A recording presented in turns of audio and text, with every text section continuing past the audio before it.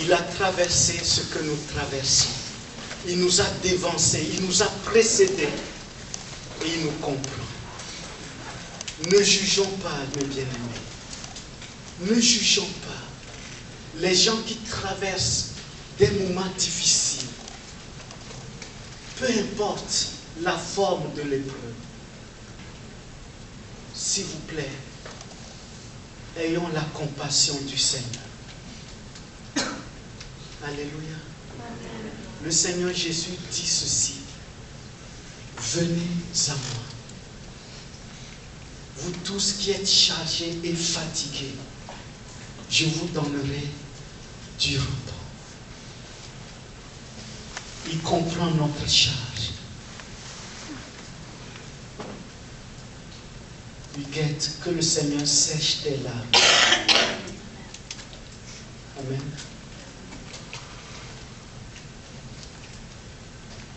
Fernand, que Dieu te console, te bénisse. Amen.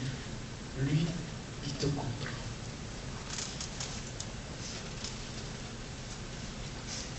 La compassion du Christ. Et ce chemin du Seigneur, chemin de l'Esprit, chemin de compassion, chemin de victoire.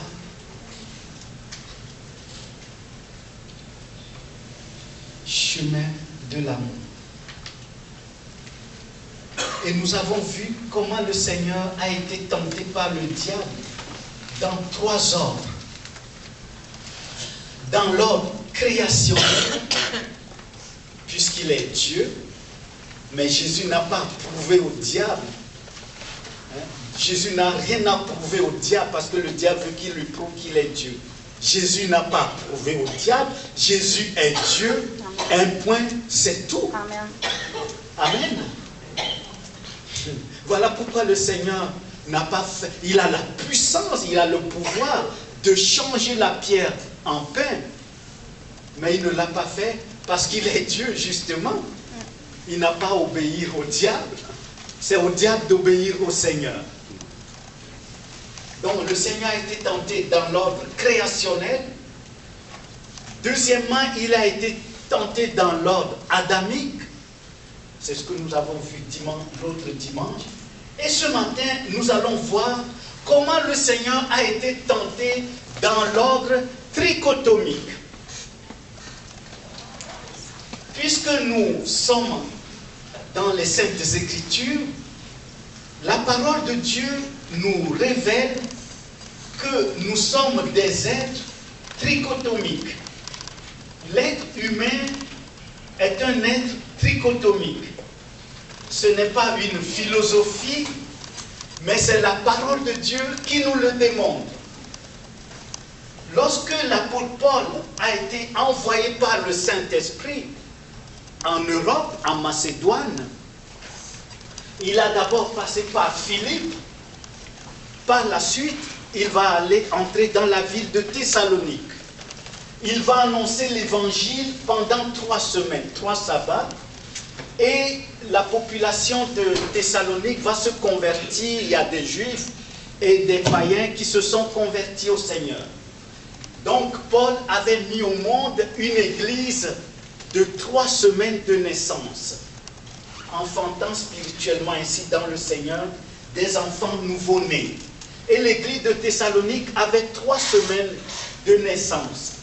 Mais la tribulation était tellement violente que les chrétiens de Thessalonique ont dû faire fuir l'apôtre Paul de nuit pour le mettre hors de tout danger. Alors l'apôtre Paul va former le projet de retourner à Thessalonique pour continuer à enseigner les chrétiens de Thessalonique parce qu'ils étaient des nouveau-nés et ils étaient dans la persécution. L'apôtre Paul avait même peur qu'ils renoncent à la foi à cause de la pression de leur environnement sociologique et qu'ils renoncent à la foi pour retourner au paganisme. Alors l'apôtre Paul a formé le projet d'aller les voir pour les enseigner davantage, afin qu'ils soient affermis et qu'ils maturent dans le Seigneur. Mais qu'est-ce que le diable a fait? Je parle à la lumière de la parole de Dieu. 1 Thessaloniciens, chapitre 2, versets 17 et 18. L'apôtre Paul dit, j'ai formé le projet d'aller vers vous 1 et 2 fois, mais le diable nous en a empêchés. Le diable avait empêché Paul de retourner à Thessalonique pour continuer à enseigner les chrétiens nouveau-nés de Thessalonique. Alors Paul ne savait plus quoi faire. Mais sous l'inspiration du Saint-Esprit, l'apôtre Paul va envoyer Timothée. Timothée va sortir de l'ombre pour la première fois du grand apôtre Paul, et Timothée va voler de ses propres ailes.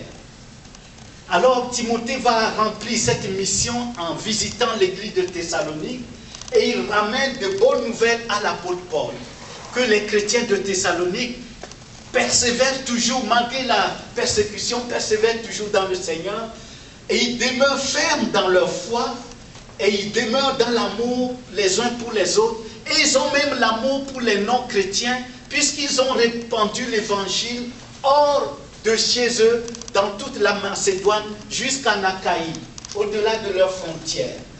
Alors l'apôtre Paul, heureux de cette bonne nouvelle, va écrire aux chrétiens de Thessalonique. Il va leur dire ceci. Lisons dans 1 Thessaloniciens, chapitre 5, verset 23.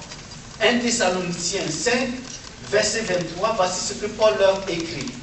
Que le Dieu de paix vous sanctifie lui-même, tout entier, et que tout votre être, l'esprit, l'âme et le corps soient conservés irréprochables lors de l'avènement de notre Seigneur Jésus-Christ. Alors l'apôtre Paul, sous l'inspiration du Saint-Esprit, va écrire cette parole aux chrétiens de Thessalonique en leur démontrant qu'ils sont des êtres trichotomiques, c'est-à-dire des êtres formés de corps, l'âme et l'esprit. Et Paul dit que tout votre être tout entier, nous sommes tout entiers au Seigneur. Voilà pourquoi l'apôtre Paul va dire aux Romains, lorsqu'il écrit aux chrétiens de Rome, il va leur dire, dans Romains chapitre 12, verset 1 à 4, Paul leur dit, offrez vos corps comme un sacrifice vivant au Seigneur. Tout votre être tout entier, tout notre être, tout ce que nous sommes, le Seigneur nous a rachetés. Nous sommes à lui, corps, âme et esprit. Alors le Seigneur Jésus, lorsque le diable va le tenter dans toutes ses dimensions, dans toute sa dimension humaine. C'est ainsi que le Seigneur nous comprend. Lorsque nous sommes tentés dans notre corps, il nous comprend. Lorsque nous sommes tentés dans notre âme, l'âme c'est le siège des émotions, des sentiments, c'est le siège de la pensée. Lorsque nous sommes tentés dans notre pensée, dans notre émotion, dans nos sentiments, le Seigneur ne reste pas à l'écart et ne nous comprend pas. Au contraire, il nous comprend parce qu'il est parfaitement Dieu et parfaitement homme. Il a été tenté dans le corps, il a été tenté dans l'âme et il a été tenté dans l'esprit. Rien n'échappe au Seigneur. Il est souverain, il est compatissant dans toute notre dimension trichotomique. Que le peuple de Dieu dise Amen. Amen. Amen. Amen. Examinons les Saintes Écritures. Comment le diable va tenter le Seigneur dans la dimension, dans l'ordre trichotomique du Seigneur. Lorsque le Seigneur avait jeûné, donc le passage que nous avons lu au tout début de Matthieu chapitre 4 verset 1, lorsque le Seigneur Jésus avait jeûné, voici ce qui est écrit, alors Jésus fut amené par l'Esprit dans le désert pour être tenté par le diable. Verset 2, après avoir jeûné 40 jours et 40 nuits, il eut faim. Ça c'est dans la dimension de son corps. Son corps réclamait de la nourriture parce qu'il avait jeûné combien de jours? 40 jours et 40 nuits. Son corps, légitimement, réclame de la nourriture. Il avait faim, nous dit le texte. Et c'est tout à fait normal. Il avait vraiment faim. Alors le diable profite de l'occasion, du besoin physique, du besoin de son corps pour lui proposer un piège, pour le piéger. Mais le Seigneur ne va pas tomber dans le piège du diable. Il va déjouer le piège du diable par la parole de Dieu. En disant, il est écrit. Amen. Mais bien aimés, n'argumentons pas avec le diable. N'argumentons pas avec le diable. Mais renversons ses stratégies par la parole de Dieu. Jésus lui répondit, il est écrit, Dieu a dit, la parole de Dieu déclare, l'homme ne vivra pas de pain seulement, mais de toute parole qui sort de la bouche de Dieu.